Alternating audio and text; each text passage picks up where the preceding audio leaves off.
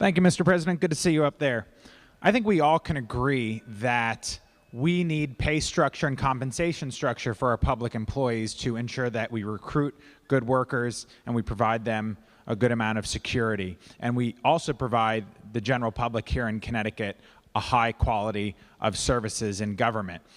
We also need to make sure that we structure compensation for state employees such that it does not overburden regular families, the everyday taxpayers of this state, with too high a bill so it becomes prohibitively expensive to raise a family and work here, and also impossible to grow our economy. I think if we all grade this agreement along those lines, we can come to a fair and reasonable answer on whether it deserves an upvote or a downvote. First, when we compare what's fair or what's not, I think we can look at, in recent years, the growth in pay for state employees under the SEBAC agreement versus private sector workers in Connecticut. According to labor statistics, over the last 2.5, 3 years, private sector workers in Connecticut, including inflation, have seen an increase in their incomes of roughly 3.9% annualized, which equates to, over 4 years, around 16 or 17% pay increase. Under this SEBAC agreement, which will be in its 4th year, the annualized wage increases, by contrast, will be 4.5%. However, that 4.5% calculation, compared to 3.9% for private sector workers in Connecticut who are footing the bill, does not include the 2 bonuses that public sector workers also received over this last 4 years in the SEBAC agreement. Those were $3,500 and $1,000. If you add that up all together, it looks like there is over a 30% pay increase under this SEBAC agreement compared to the baseline, which is much higher than the 17% wage increase over 4 years that private sector workers here in Connecticut were paying. It's sometimes difficult to do those calculations, but that is an earnest, I think, and fair accounting of the last 4 years. 4.5% annualized wage increases for SEBAC employees compared to 3.9% annualized wages for private sector workers here in Connecticut who are footing the bill. That does not include the $4,000+ lump sum payments that the SEBAC employees also received in the last 4 years. And it also doesn't include the fact that all of these pay increases under SEBAC are also pensionable under a very generous, one of the most generous pension programs in the country. But maybe a growth in pay for SEBAC employees of nearly 1% annualized, higher than the private sector workers, could be fair if historic pay increases were not commensurate with private sector workers here in Connecticut.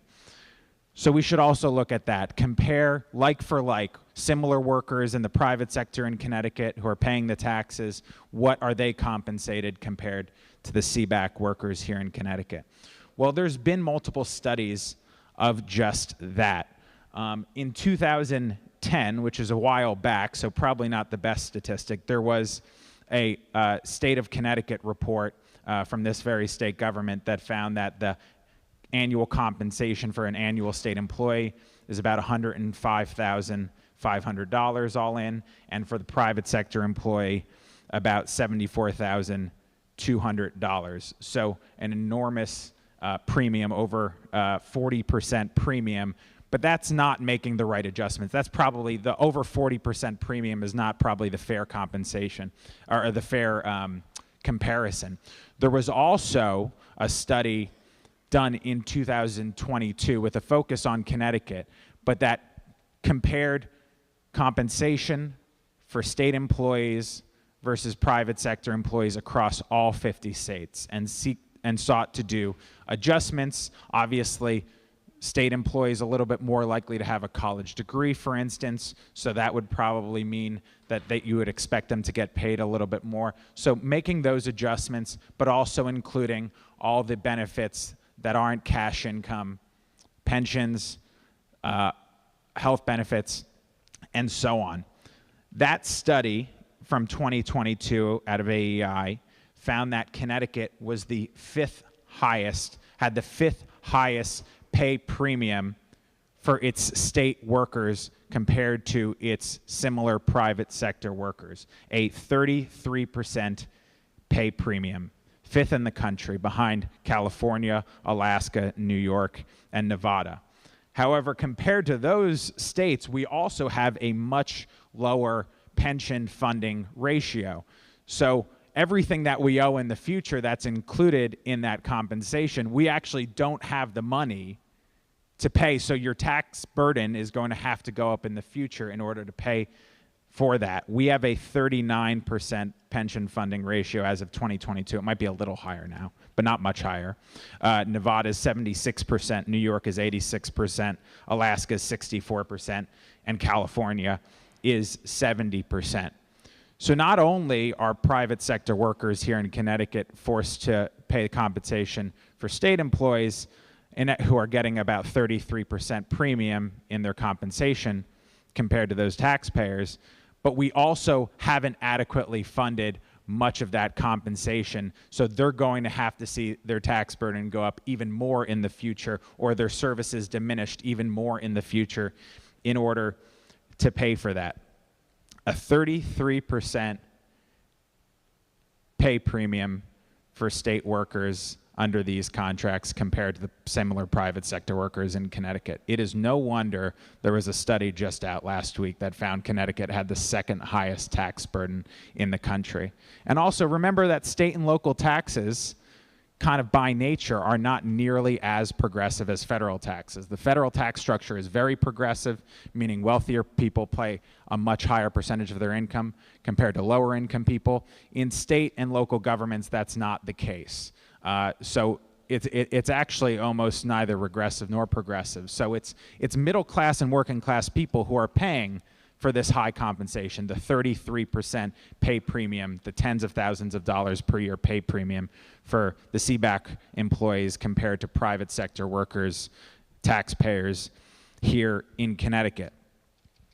It's interesting. We've actually, in some respects, done a better job in Connecticut since 2017 under the bipartisan budget and the fiscal controls of ensuring that we limit spending growth and that we pay down some of our debt when revenues are volatile. And we've actually contributed about $5 or $6 billion in excess revenues collected to pay down our pension debt. Yet, according to the actuaries for our state, the unfunded liability of our pensions in that period of time has only gone down, since 2019, has only gone down by $1 billion. So you're wondering why that is. Why, if we are paying $5 or $6 billion in additional revenues to our pension program, has the unfunded liability for our state employee pensions only gone down by $1 billion in that and over those several years? And the reason is actually explained in that Boston College study that I think several years ago this state government was all famously waiting the results of. To understand why our unfunded pension liability has gone up so much is one of the highest in the country. Over the decades, the common refrain is that we unfunded year after year those pensions under statute, and that is to some extent true. That was the reason for a couple $2 billion of the increase in the liability. But the big reason is because under statute, under the SEBAC agreement, we value, as a matter of course, systematically, we undervalue those pensions so that the liability is actually increasing year after year, even when we contribute the statutory required payment. That explains why over the last several years, even though we were contributing above and beyond what was required of us as a state government in statute to those pensions, the liability did not go down, or it went down only $1 billion despite the $5 or $6 billion increase in compensation. So the taxpayers are going above and beyond in the state. Second highest tax burden in the country, contributing an extra $5 or $6 billion in recent years to the unfunded pensions in order to pay them down. And yet, here we are examining a SEBAC agreement, a collective bargaining agreement for state employees that will increase their pay more than the rate of pay increases currently in the private sector, and to the point that state employers are getting more than a 30% premium compared to similar private sector workers. The term fairness gets thrown around in government and politics a lot. If this is fair, then I don't know what isn't. We should also look on the merits how this sort of arrangement affects the actual services that we get in government. We know that every dollar we increase spending, we're increasing your taxes, or we're avoiding giving you a tax cut. We need those tax cuts in a state with the second highest taxes in the country. But we also need to provide a high level of services in an efficient manner. And we aren't always doing that in this state. We recently had UConn's basketball team come visit us, which I think was exciting for almost everyone. And UConn is a great university system. It has a high degree of academic achievement, and we're very proud of it, and we all want to see it succeed. We also all know about the debate over its funding during this budget cycle and the request from the university system for tens or hundreds of millions of dollars more than what the governor has budgeted. And in a way, both of them have been put in a bad situation, both the university and policymakers, including the governor, because the underlying structure of costs in the state is so much more prohibitively expensive for UConn than it is almost in every other state in the country.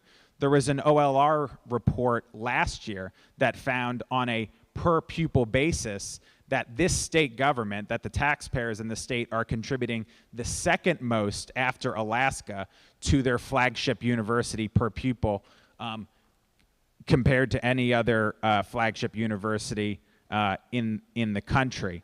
Over $20,000 per pupil is the annual contribution from the state government compared to most flagship universities where the taxpayers' contribution is $10,000 to $15,000 per pupil.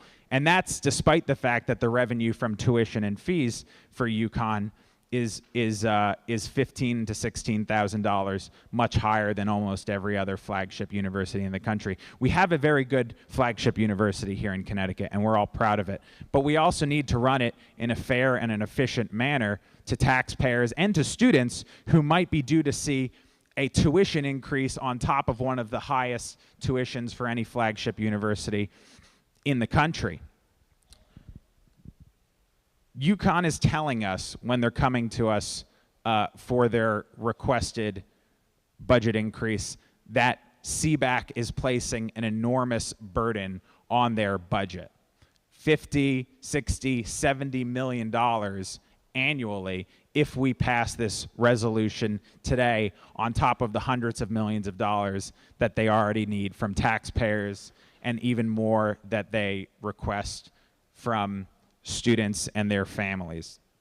If we want to be fair to those students, if we want to be fair to our taxpayers, if we want to be fair to our workers and taxpayers who don't have a college degree, then we also need to ensure that we have a reasonable cost structure of our government services. And UConn, as a standalone example, is a paradigmatic one for how this SEBAC agreement is a raw deal for our taxpayers and also the people who are relying on the government services that we all agree need to be provided.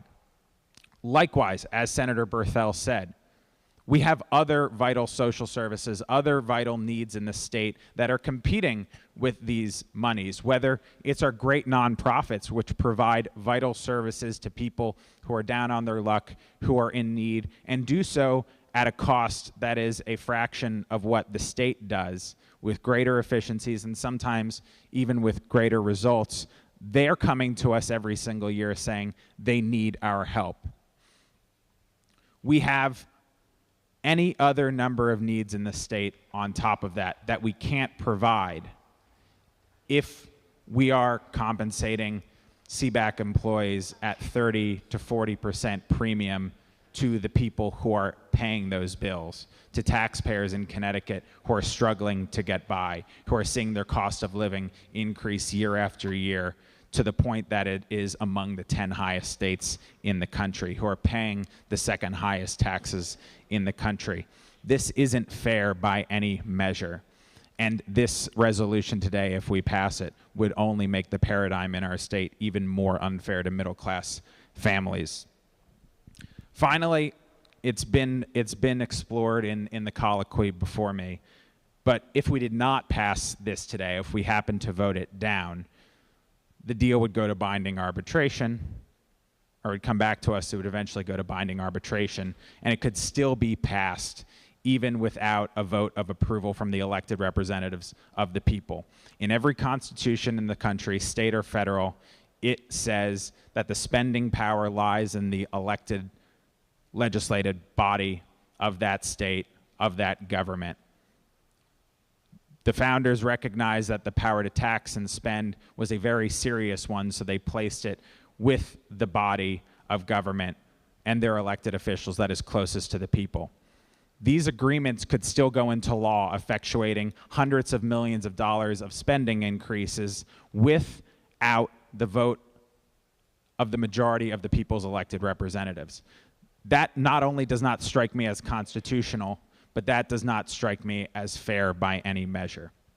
This state has made progress in the last few years on righting many of the economic wrongs that have been imposed on middle-class families in the state, but we have a long way to go. Approving 4.5% pay increases for SEBAC employees who are already receiving a 30 to 40% pay premium over private sector workers when they're getting less than 4% annual pay increases and making less money in the first place is not fair, it's not economically wise, and it is not a roadmap to economic growth, prosperity, and success in the state of Connecticut. We need to right the wrongs of the past, not continue to commit them. That's why I'll be voting no and urge my colleagues to do so too. Thank you. Will you remark